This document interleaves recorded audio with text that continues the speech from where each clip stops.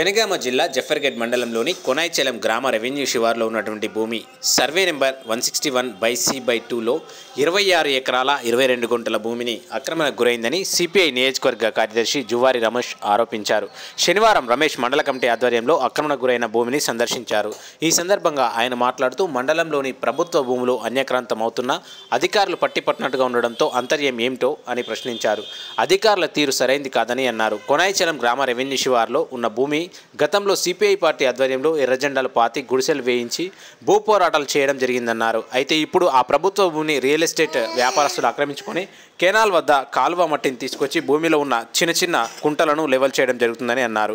ఇంత జరుగుతున్న అధికారులు చోద్యం చూస్తున్నారని, అక్రమార్కులపై రెవెన్యూ అధికారులు చట్టపరమైన చర్యలు తీసుకోకపోవడం సరైంది కాదన్నారు.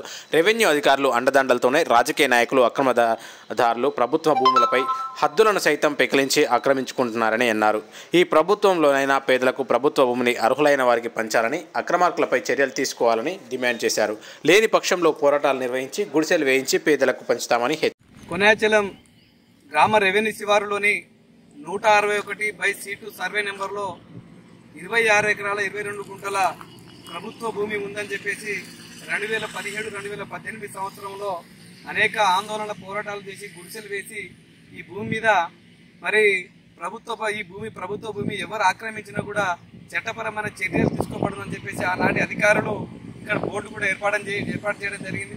అందులో భాగంగా 26 ఎకరాల 22 గుంటల ప్రభుత్వ భూమిని రియాల్టర్లు చూడనట్టుగా ఆక్రమించుకుంటా ఉన్నారు. ఆ రోజు హద్దులు కూడా ఏర్పాటు చేయడం జరిగింది. ఆ హద్దులు కూడా ఉడిపికేసి రెవెన్యూ అధికారుల ప్రోద్బలమా, అది మన పాలకుల ప్రోద్బలమా అర్థం కావడం విషయంలో ఈరోజు ఆ హద్దులు కూడా ఉడిపికేసి వాటిని మాయం చేసి ఉన్న చిన్న చిన్న బోర్డు ఉంటే ఆ బోర్డును కూడా మొత్తం కూడా లెవలింగ్ చేసి అందులో ఉన్నటువంటి కుంటాను కూడా కెనాల్ మట్టి అంటే కెనాల్ కాలువ ద్వారా వచ్చే మట్టితోటి మొత్తం కూడా కుంటను కూడా కుడుతా ఉన్నారు. ఇది అధికారులకు కనబడటం లేదని చెప్పేసి భారత కమ్యూనిస్ట్ పార్టీ సిపిఐగా మేము డిమాండ్ చేస్తా ఉన్నాం. అనేక పోరాటాలు ఆందోళనలు చేయడం వల్ల ఈ భూమి ఆగింది. ఇక్కడ ఆ రోజే రియాల్టర్లకు అమ్మినటువంటి లక్షల కోట్ల రూపాయలు దండుకున్నటువంటి పరిస్థితి ఉన్నది. ఆనాటి పరిపాలన విధానం వల్ల, ఆనాటి కేసీఆర్ విధానం వల్ల ఈరోజు ప్రభుత్వ భూములు కూడా అన్యాక్రాంతమైనవి.